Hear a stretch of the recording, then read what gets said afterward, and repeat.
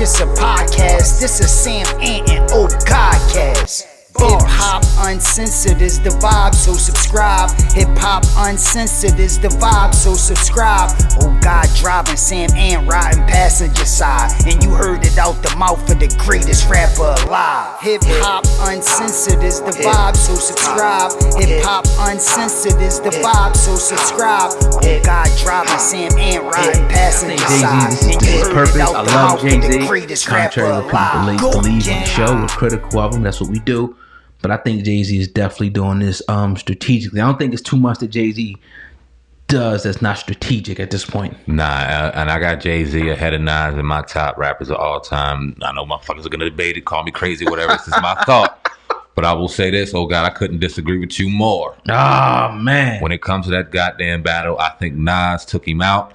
I think it was a TKO. How? In the late round. Ether was fucking cold. Jay-Z slept with his baby mom. I mean, hey. Like my man said, he was like, yo, and it was a good point. I forgot who said it. Tony Rock.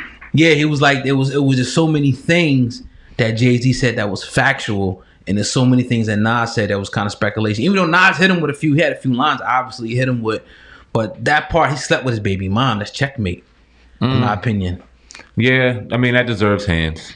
I still think lyrically, Ether was fire. I mean, I ain't gonna sit up here and say Ether wasn't fire. I could probably edge it out a little bit over Takeover, but it just depends on how you feeling, man. And you talking personal. You talking when you speak with baby mom, you talking personal battle. Like Hov won the fucking war. If there was a war, somebody could sit back and say it was a war. But when I talk about Takeover versus Ether, I think Ether was. So why does my thing is why does it have to come down to two songs?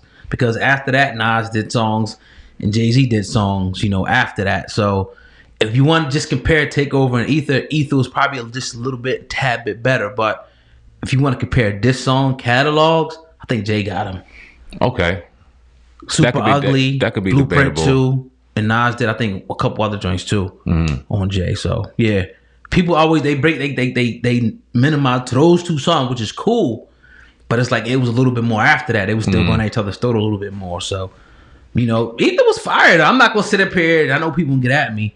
I wasn't expecting that. And when Jay-Z, the Tony Rock, Tony Rock who said that? They was on here. They was saying that when they was around Jay-Z or something, and his just demeanor or something like I forgot who it was. Damn, they said his demeanor though. Nah, that was Was it 112? Nah, the DJ. Was it the DJ SussOne? Yeah. SussOne. SussOne said it. Yeah. And he said like for me, it was one of the best eras of hip hop ever. Yeah. Yo, Jay-Z, first of all, those are two kings in hip hop, bro. Jay-Z, he tried to end Nas. And I'm not gonna lie, Nas was not hot at that moment, in my opinion. I think he had Nostradamus out. Nas is one of the GOATs. Illmatic was crazy, I Am was crazy, but at that moment he was cold. Like he had Nostradamus out. It didn't feel like the Nas that we knew coming up, right? And Jay-Z, went for that King of New York position. I don't know what problems they had besides the fact that he messed with his baby mom at the time or whatever. I don't know what other problems they had, but he went for that King of New York position and came out with the Takeover at Hot 97 Summer Jam at the time. I wasn't there, but I heard about it, and he killed everybody on the Summer Jam screen.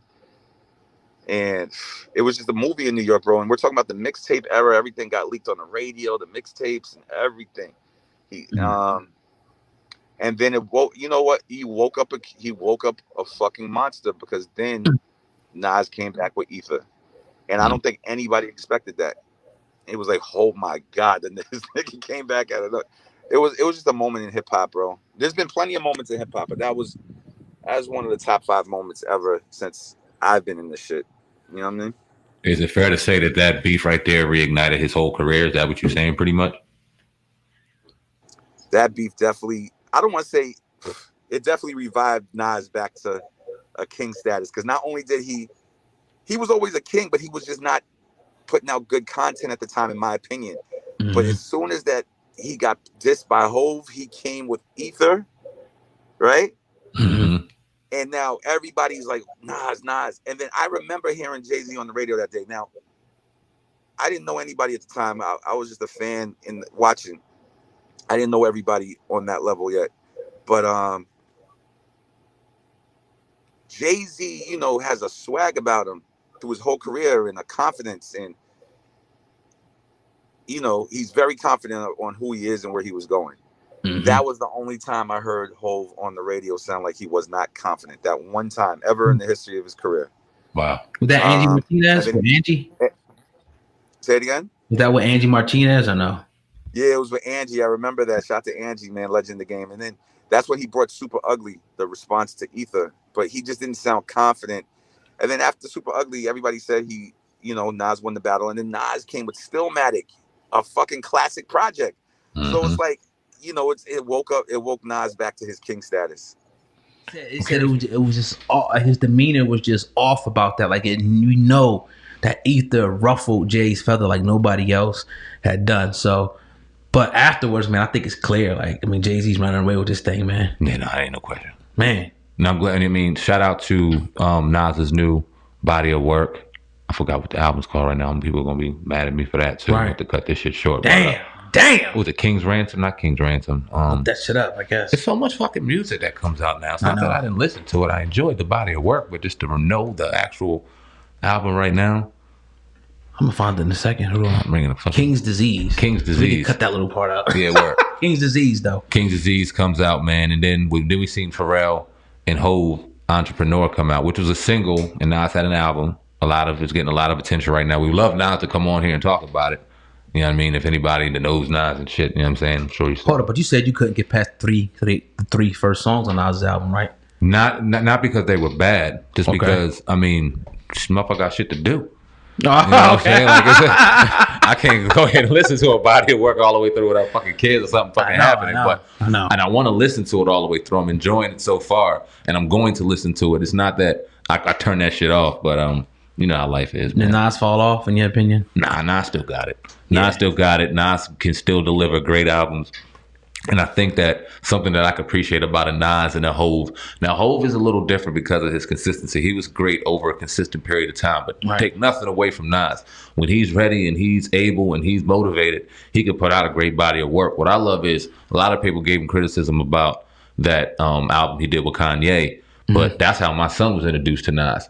And from that song, he got introduced to Slick Rick. And from that song, he got introduced to Illmatic. So it was like, okay, even though people might not have liked it, he introduced a little bit of a different demographic to who Nas was and got to appreciate who Nas is. So, Nas didn't fall off at all, man. He's still, that iron is still sharp, bro. Yeah, man, definitely dope segment right there on the Hip Hop Uncensored podcast. Just one segment today because we got to get out of here, man. A short show, but we definitely appreciate each and every person that listened. If you're listening to this on YouTube, go ahead and smash that like button, man, and make sure you share this video. That's all I got on my side, though, Sam, man. Yeah, man. Y'all go ahead and stay tuned, like old guy said.